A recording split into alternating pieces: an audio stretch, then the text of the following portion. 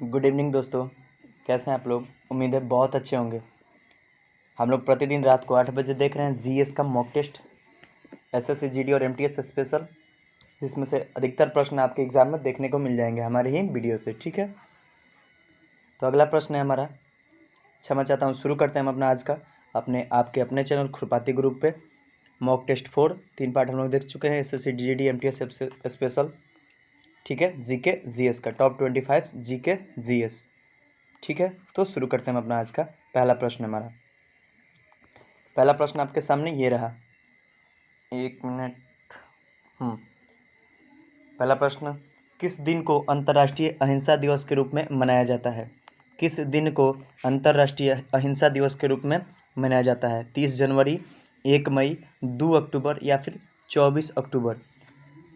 तो महात्मा गांधी अहिंसा दिवस के रूप में जो है, महात्मा गांधी के जन्म दिवस को जो है अहिंसा दिवस के रूप में मनाया जाता है। क्यों मनाया जाता है? क्योंकि महात्मा गांधी जी थे जो अहिंसा पे विश्वास रखते थे, अहिंसा पे पूर्ण रूप से विश्वास रखते थे। उन्होंने अहिंसा का मार्ग भी अपनाया था अपने देश को आज़ाद कराने के लिए। तो उनका जन्मदिन जो 2 अक्टूबर 1869 ईस्वी को पोरबंदर नामक गुजरात के एक जगह है पोरबंदर, वहाँ पे हुआ था। तो उन्हीं के उपलक्ष्य में जो है हम अहिंसा दिवस के रूप में 2 अक्टूबर को मनाते हैं। किस तारीख को? 2 अक्टूबर को। ठीक है दोस्तों, इस प्रश्न का सही उत्तर क्या हो जाएगा? ऑप्शन नंबर सी हो जाएगा। चलिए आगे बढ़ते हैं। अगला प्रश्न हमारा, निम्नलिखित में से कौन सा निर्गम उपकरण नहीं है? निम्नलिखित में से कौन सा निर्गम उपकरण नहीं है? तो पहले निर्गम उपकरण जान लें। तो निर्गम उपकरण जो होता है, इंजेक्ट, मुद्रक, प्लाटर तथा स्पीकर, सभी जो होते हैं निर्गम उपकरण होते हैं। क्या? निर्गम उपकरण अर्थात आप लोग नहीं समझ रहे हैं, जो मतलब बाहर करें, जैसे कि इन स्पीकर हो गया, क्या ये आवाज़ को बाहर निकालता है, मतलब आउटपुट की बात करें यहाँ पर। निर्गम अर्थात आउटपुट। तो प्रकाशिक लक्षण अभिज्ञाता जो है, ये कोई उपकरण नहीं है, ये उपकरण है ही नहीं। प्रकाशिक लक्षण अभिज्ञाता क्या उपकरण है? बिल्कुल नहीं, ये उपकरण नहीं है। तो ऑप्शन सी इस प्रश्न का भी सही उत्तर हो जाएगा। अगला प्रश्न है अपना, निम्नलिखित में किस युक्ति द्वारा किसी वस्तु का प्रतिबिंब, लाइट चैप्टर का प्रश्न है, किसी वस्तु का प्रतिबिंब फिजिक्स से है, सदैव आभासी और छोटा बनता है? आभासी अर्थात उल्टा होता है, आभासी का मतलब उल्टा होता है, और छोटा मतलब यहाँ वस्तु से छोटे की बात कर रहा है। तो किस युक्ति द्वारा? तो दर्पण होते हैं। दर्पण कितने प्रकार के हैं? दो प्रकार के होते हैं, अवतल दर्पण और उत्तल दर्पण। तो उत्तल दर्पण की जो बात करें, उत्तल दर्पण हमारे जो साइड मिरर में लगता है, बाइक के आप लोग देखे होंगे, तो उसमें किसी वस्तु का प्रतिबिंब जो है सदैव आभासी अर्थात उल्टा और छोटा बनता है। आप लोग ध्यान दिए होंगे, छोटा बनता है, मतलब बाइक कितना भी बड़ा आदमी हो, छोटा उसमें फिगर बन जाता है, यानी वस्तु से छोटा बनता है, तभी तो हम लोग देख पाते हैं साफ साफ। तो इस प्रश्न का भी सही उत्तर सी हो जाएगा। चलिए अगला प्रश्न है हमारा, डूरंड लाइन किन दो देशों के बीच है? यहाँ पे डूरंड लाइन की बात कर रहा है, रेखा है डूरंड रेखा, तो किन दो देशों के बीच है? तो डूरंड लाइन जो है पाकिस्तान तथा अफगानिस्तान के बीच सीमा बनाती है। इसका निर्धारण जो है 1886 ईस्वी में सर मार्टिमल डूरंड द्वारा किया गया था। इसमें ऑप्शन नहीं दिए हैं, माफ़ कीजिएगा। पाकिस्तान यहाँ पे प्रिंट छूट गया है, पाकिस्तान यहाँ पे क्या सुधार लीजिएगा आप लोग, पाकिस्तान तथा अफगानिस्तान के बीच जो डूरंड लाइन रेखा बनाती है। ठीक है, पाकिस्तान, आप लोग वीडियो देख रहे हैं तो नोट कर लीजिएगा, पाकिस्तान तथा अफगानिस्तान। में इसको कमेंट में पिन करवा दूंगा। ठीक है,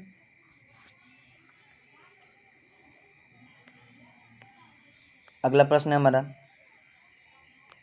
जब बर्फ को 0 डिग्री सेल्सियस से 10 डिग्री सेल्सियस तक गर्म किया जाता है तो जल का आयतन क्या हो जाता है? तो जब जल का आयतन 4 डिग्री सेल्सियस पर सबसे अधिक होता है, अर्थात जब बर्फ़ को गर्म किया जाता है तो उसका आयतन -4 डिग्री सेल्सियस तक बढ़ता है और फिर उसके बाद 4 डिग्री सेल्सियस तापमान से ऊपर घटता है। अतः बर्फ़ को जब 0 डिग्री सेल्सियस से 10 डिग्री तक गर्म करेंगे तो आयतन जो है पहले बढ़ेगा और फिर कम हो जाएगा, पहले बढ़ेगा फिर कम हो जाएगा, यानी ऑप्शन बी इस प्रश्न का सही उत्तर हो जाएगा।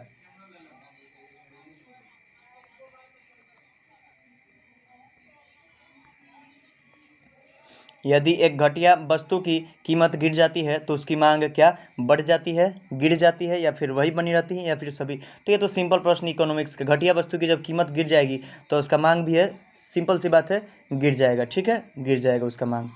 ऑप्शन बी इस प्रश्न का सही उत्तर हो जाएगा। अगला प्रश्न, मुगल बादशाह बाबर की मृत्यु कहाँ पर हुई थी? मुगल बादशाह बाबर की मृत्यु जो है कहाँ पर हुई थी? तो मुगल बादशाह बाबर की मृत्यु जो 48 वर्ष की उम्र में ही हो गई थी। कहाँ, कितने वर्ष की उम्र में? 48 वर्ष की उम्र में ही 26 दिसंबर 1530 को 26 दिसंबर 1530 को जो है मुगल बादशाह की मृत्यु आगरा में हो गई थी। आगरा में, कहाँ? आगरा में। ऑप्शन सी इस प्रश्न का सही उत्तर हो जाएगा। ये मोस्ट वीवीआई प्रश्न है बाबू, ये पूछ ही देता है अक्सर एग्जामों में। कह रहा है कि जालियांवाला बाग हत्याकांड के समय भारत का वायसराय कौन था? भारत का वायसराय कौन था? तो जालियांवाला बाग हत्याकांड जो है 13 अप्रैल 1919 को अमृतसर में हुआ था। उस समय लॉर्ड चेम्सफोर्ड जो है भारत का वायसराय था। ठीक है। अच्छा, जालियांवाला बाग हत्याकांड कहाँ हुआ? तो अमृतसर में। अमृतसर कहाँ है? पंजाब में। और ये भी पूछते कि किस डेट को हुआ? तो 13 अप्रैल 1919 ईस्वी को हुआ था। ठीक है। इस प्रश्न का सही उत्तर क्या हो जाएगा? बी हो जाएगा। ठीक है। वर्तमान में कुशीनगर, जहाँ महात्मा बुद्ध को निर्वाण की प्राप्ति हुई थी, अर्थात ज्ञान की प्राप्ति हुई थी, तो ये कहाँ स्थित है? तो कहाँ स्थित है? सिंपल सा बात आप सभी जानते होंगे, कुशीनगर में स्थित है। कहाँ? सॉरी, माफ़ कीजिएगा, उत्तर प्रदेश में स्थित है। कहाँ? उत्तर प्रदेश में। उत्तर प्रदेश की राजधानी कहाँ है अभी? तो लखनऊ है। उत्तर प्रदेश के मुख्यमंत्री कौन है? तो श्री आदित्यनाथ योगी हैं। ठीक है। निम्नलिखित में कौन आग्नेय चट्टान का उदाहरण नहीं है?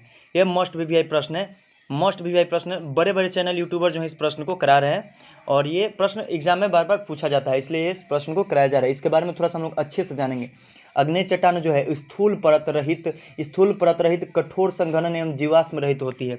आग्नेय चट्टान कैसी होती है? तो स्थूल परत क्या मतलब? थोड़ा सा एकदम कड़वा मिट्टी, और इसमें जीवाश्म होता है। ठीक है। ग्रेनाइट, बेसाल्ट, डायोराइट आग्नेय चट्टान का उदाहरण जो है चूना पत्थर, और अवसादी चट्टान क्या है? चूना पत्थर है। ठीक है।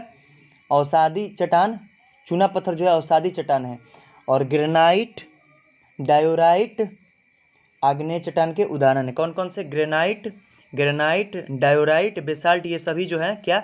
ये सभी आग्नेय चट्टान है। कैसे चट्टान है? आग्नेय चट्टान है। और यहाँ पर बात करते हैं अगर चूना पत्थर की, माफ़ कीजिएगा, थोड़ा ज़्यादा तेज हो जा रहा हूँ, चूना पत्थर की, तो ये जो है अवसादी चट्टान है। कैसा? अवसादी चट्टान है। तो इस प्रश्न का सही उत्तर ऑप्शन डी हो जाएगा। क्या? डी हो जाएगा। अगला प्रश्न, भाषीय आधार पर गठित भारत का पहला राज्य है। भाषा के आधार पर मतलब कह रहा है मित्रों, किस राज्य का कब गठन हुआ? तो आप लोग को कहिएगा तो आप लोग को स्पेशल वीडियो में बना दूंगा। ठीक है। कह रहा है कि भाषीय आधार पर गठित भारत का पहला राज्य है। कौन है? आंध्र प्रदेश है, गुजरात है, केरल है, या फिर हरियाणा है। जब हम लोग राज्य का गठन हो रहा था तो कई प्रकार से हो रहा था, कई प्रकार बैठक हुई थी जब हमारे आज़ादी के बाद, तो कई प्रकार से गठन किया जा रहा था। कोई बोल रहा था मतलब कि भाषा के आधार पर कर दिया जाए, जाति के आधार पर कर दिया जाए, जनसंख्या के आधार पर कर दिया जाए। तो वैसे ही भाषा के आधार पर गठन जब हुआ तो उस समय पहला राज्य जो है 1 अक्टूबर 1953 को, ध्यान रखिएगा, 1 अक्टूबर 1953 को भाषा के आधार पर जब पहला राज्य बना, आंध्र प्रदेश बना। कौन? आंध्र प्रदेश राज्य का गठन हुआ। यह राज्य स्वतंत्र भारत में भाषा के आधार पर गठित होने वाला जो है पहला राज्य है। ठीक है। ऑप्शन ए इस प्रश्न का सही उत्तर हो जाएगा। हॉकी की एक टीम में कितने खिलाड़ी होते हैं? सिंपल सा प्रश्न है। किस खेल में कितने खिलाड़ी होते हैं? इस पर भी एक स्पेशल वीडियो मैं बना दूंगा। हॉकी की एक टीम में 11 खिलाड़ी होते हैं। ठीक है। कितने? 11 खिलाड़ी होते हैं। और भारत का राष्ट्रीय खेल अगर पूछ दे तो क्या है? हॉकी है। ठीक है। हॉकी है भारत का राष्ट्रीय खेल। ठीक है। कबड्डी में कितने होते हैं? 7 होते हैं एक प्लेयर एक टीम में। क्रिकेट में कितने होते हैं? 11 होते हैं। ठीक है। ऐसे ही सभी कहिएगा आप लोग तो वीडियो एक स्पेशल बना दूंगा इस पर, और कहना क्या, मैं बना ही दूंगा।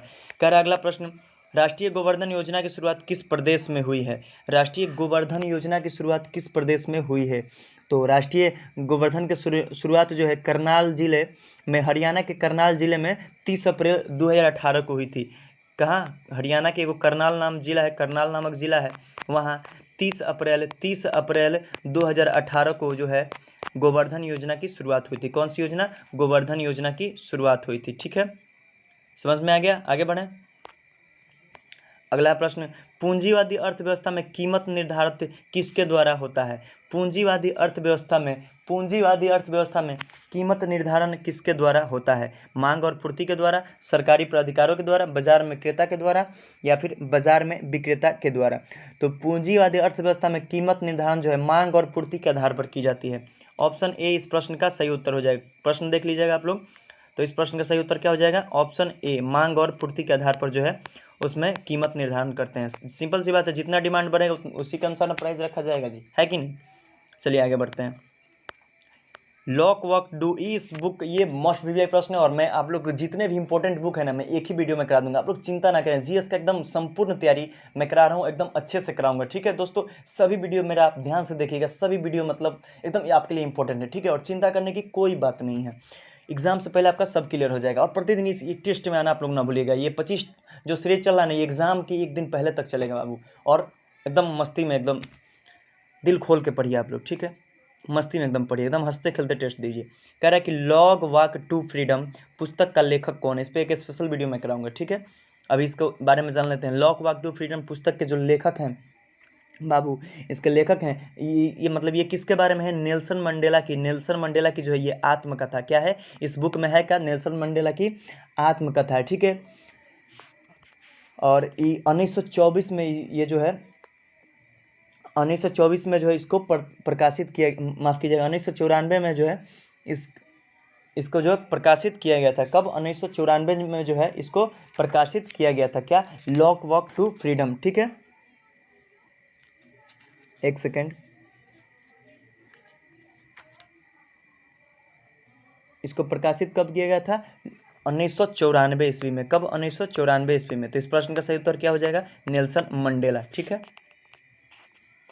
हिरोशिमा पर पहला परमाणु बम कब गिराया गया। हिरोशिमा जापान के दो शहर थे, हिरोशिमा और नागासाकी, उन पे 2 बम गिराया गया। एक बम का नाम था, एक लेफ्ट बॉय और एक का नाम था फैट बॉय। एक बम गिराया गया था 6 अगस्त 1945 को, पहला परमाणु हमला किया गया था 6 अगस्त 1945 को। कब, 6 अगस्त 1945 को हिरोशिमा जो कि जापान का एक शहर है उस पर बम गिराया गया था। किसके द्वारा, तो अमेरिका के द्वारा। किसके गिराया गया, अमेरिका एयरफोर्स यानी अमेरिकी वायुसेना के द्वारा जो गिराया गया था, ठीक है।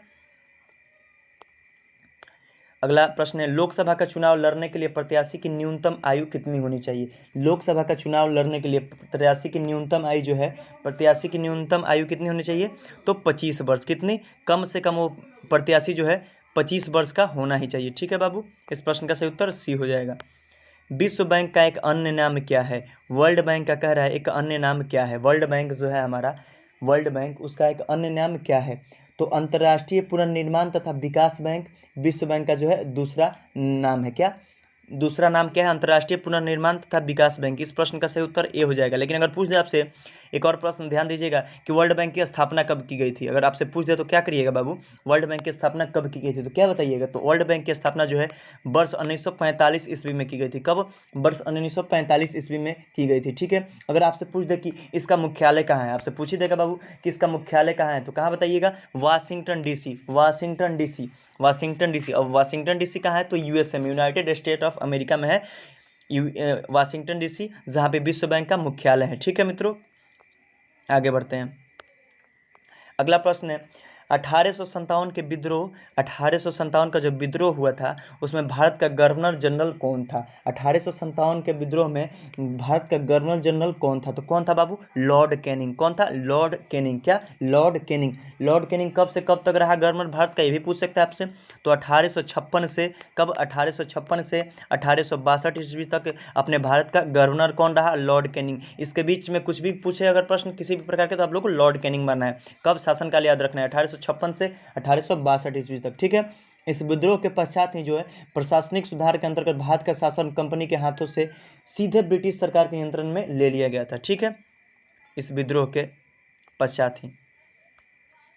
चलिए अगला प्रश्न, बुद्ध किस वंश से संबंधित थे।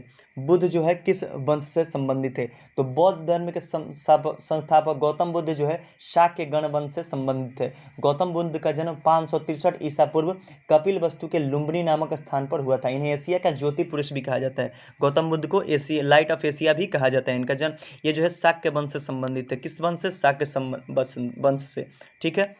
अगला प्रश्न, हरारे किस देश की राजधानी है। प्रमुख देशों की मैं राजधानी आपको कराऊंगा। बड़े बड़े जो देश है जिनके पूछे थे हमें याद नहीं रहता है, तो हरारे किस देश की राजधानी है, क्या आप लोग बता सकते हैं। चलिए मैं बताता हूँ, जिम्बाब्वे की राजधानी है। और जिम्बाब्वे पूछ दे कि किस महाद्वीप में है, तो अगर आपसे पूछ दे कि माफ़ कीजिएगा, जिम्बाब्वे किस महादेश में है? तो अफ्रीका महादेश में, ठीक है। अफ्रीकी महादेश की एक देश है जिम्बाब्वे, जिसकी राजधानी है हरारे, ठीक है।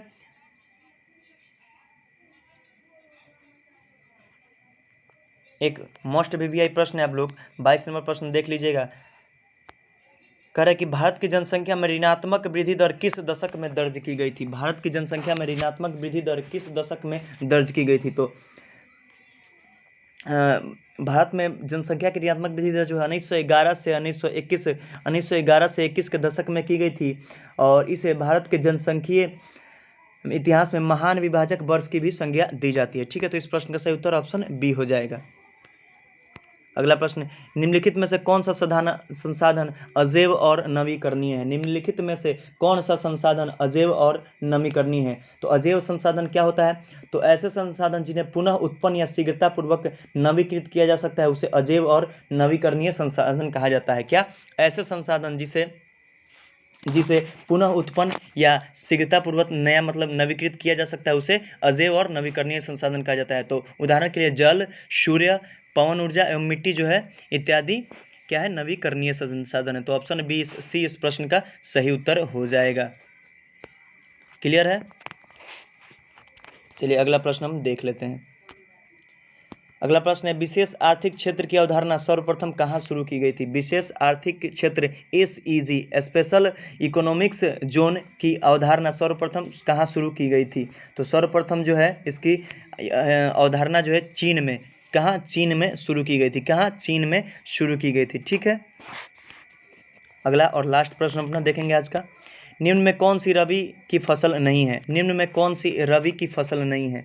तो रबी की फसल जो है चावल जो है एक खरीफ फसल है, बाकी सब गेहूं, जौ, चना ये सभी रबी की फसल है। चावल जो है रबी की फसल नहीं है, ठीक है।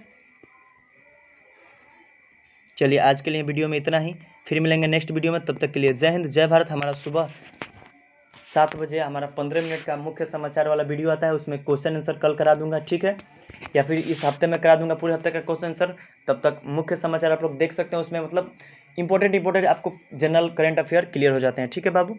तो वीडियो में आज के लिए इतना ही, फिर मिलेंगे नेक्स्ट वीडियो में। तब तक के लिए जय हिंद, जय भारत।